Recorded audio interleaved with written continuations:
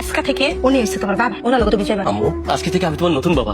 যাও মা, যা ভালো থাকো। মা তোমার লাগে অনেক দোয়া করে। যাও কাপড়টা ভিতরে সেরে এসে কোনো এত টাকা চোখে দেখিনি। মিষ্টি মা করে দেখ তোর জন্য কি নিয়েছি। আরে তুমি আইসো, ওর জন্য কিছু ফল নিয়েছি। আনছো ভালো হয়েছে। হয়েছে কি, তুমি তো ঠিক করে কাজ কাম করো না, তোমার টাকা পয়সা নেই, নিজে ঠিক করে খাইতে পারো না। মাইয়াটা বড় হয়েছে, মাইয়াটারে কি খাওয়াইবা? কি করুন কও, অল্প টাকা বেতনের চাকরি, মায়াটার দিকে ওইভাবে খেয়াল করতে পারি না, এই জন্য আজকে করে ফল নিয়ে এলাম মায়াটার লেগে। আমি না মাইয়াটার কথা চিন্তা ভাবনা করছি। দেখো মাইয়াটার কথা চিন্তা করতে করতে আমার চোখে নিচে কালি পড়ে গেছে। দিনটা 24 ঘন্টা মাইয়াটার কথা চিন্তা করতে করতে আমি শেষ হয়ে গেছি। হয়েছে কি, মাইয়াটা তো বড় হইতেছে, খরচা আস্তে আস্তে বাড়তেছে, তুমি কোথেকে টাকা পয়সা দিবা? আমি না বুদ্ধি কইরা মাইয়াটারে দিয়া দিচ্ছি। দিয়া দিস মানে আমি বুঝলাম না, কি কইতাছো তুমি এসব? শোনো, তোমার আমি খুইলা কইতেছি, শহরের এক স্যারের কাছে আমি তারা দিয়া দিছি। আরে তুমি কি কইতাছো এসব? আর আমার কথাটা তুমি শুনো, তুমি তো ওরা নিয়ে চিন্তা করো না, আমি ওরা নিয়ে অনেক চিন্তা করছি। মাইয়াটা তো বড় হইতেছে, তাই না? আমি তো ঠিক করে নিজে খেতে পারো না, মাইয়াটা কি খাওয়াই? মাইয়াটা কয়দিন করে বিয়ে শাদী দিতে হইব, মাইয়াটারে পড়াশোনা করাই তৈব, বড় কলেজে পড়াই তৈব, বুঝো না কেন দামি দামি ড্রেস পড়াই তৈব, তুমি এগুলো দিতে পারবা? এর লেগে আমি ওর ভালো লেগে কাছে ইচ্ছা দিচ্ছি। আমার মাইয়ার আমি খাওয়াই রাখি আর না খাওয়াই রাখি, আমার সন্তান আমার কাছে থাকবো। কোন বড় লোকের কাছে তুমি দিছো আমার মাইয়ারে? আরে কে আবার? ওই যে আমার মায়ের লোক, তুমি দেখছিলে না, স্যারের কাছে বিক্রি করছি।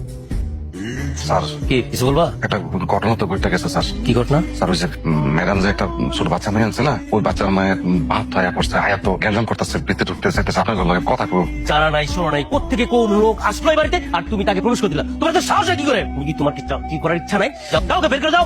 স্যার আমি আপনার পায়ে পড়ি স্যার, স্যার আমার মায়ের ফিরে দেন স্যার, আমার মায়ের ফিরে দেন স্যার। আমি তো তোমার মেয়েকে ফিরিয়ে দেওয়ার জন্য নিয়ে আসি নাই। তোমার বউ আমার কাছে 5 লক্ষ টাকা নিয়েছে, তাকে আমি দত্তক নিয়েছি। তোমার যদি আরো টাকা পয়সা লাগে আমাকে বলো, আমি আরো টাকা তোমাকে দিচ্ছি। স্যার আমার কোনো টাকার দরকার নাই স্যার, আমি দরকার পড়লে আমার সন্তানকে নিয়ে রাস্তায় থাকুন স্যার, আমার কোনো টাকা পয়সা দরকার নেই স্যার, আল্লাহর রাস্তায় আমার মায়ের ফিরে দেন স্যার। তোমার যা বলো তুমি ওনার কাছে বলো। আর এসব লোক কি ঢুকার মানে ই পায় কিভাবে, সাহস পায় কিভাবে? এই তোমার চাকরি করেছে নাই, তুই কেন ঢুকতেছো?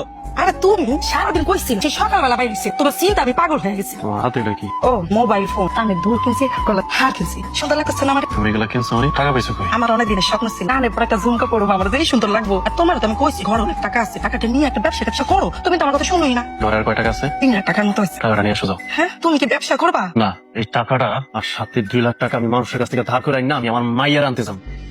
আরে ভাই ভাই আপনি আমার সাথে কিল লিগা কালকে রাত্রে আপনি এত করে বুঝে আসলাম, আপনি আমার কথাটা বুঝেন নাই, আপনি কিল লিগা আমার বেরতেছে আমার দোকানে লেগে আপনি জানবে ভাই, আপনি তো নাম চাকরি ফেলে বেরবে ভাই। ভাই আমি একটা নজর আমার মায়ের দেখবো ভাই, একটা নজর একটা বার ভাই, আমার একটু ভিতরে যেতে দেন। জয়না ছেলেটাকে পাঠাও। তুমি কি ভাবছো আমি কিছু বুঝি না? আমি সব বুঝি। তুমি যখন লুকা লুকা তোমার মায়েরা দেখতে আসো, আমি সব জানি। আচ্ছা এই যে তুমি যে তোমার মায়েরা নিতে আইসো, এই যে তোমার বউ 5 লাখ টাকার লোভে তোমার মায়েরা আমার কাছে বিক্রি করে দিচ্ছে। আজকে যদি তোমার মায়েরা তুমি এখান থেকে নিয়ে যাও, সারাদিন তুমি কাছে কামে থাকো, বাসা থাকো না, তোমার মায়েরা যে বিক্রি করতে পারে সে তো মায়েরা ফেলাইতে পারে। আজকে যে তোমার সামর্থ্য থাকতো, তোমার মায়েরা তুমি হোস্টেলে পড়াইতা, মনে করো তোমার মাইয়াটা আমার কাছে হোস্টেলে আছে, আমি তোমার মতো করে তোমার মায়ের মানুষ করো। আল্লাহ হয়তো আমার সম্পদ দিছে, তোমার দিছে সন্তান। আমি বুঝি এই কয়টা দিন তোমার মায়ের সাথে আমি চলে ফিরা যে স্নেহের মায়া জালে জড়াইছি, একটা বা সন্তান হারানোর বেদনাকে আমি বুঝতে পারছি। শোনো, কিসের চুক্তি, কিসের দত্তক, আমি এত কিছু মানি না। তোমার সন্তান তোমারই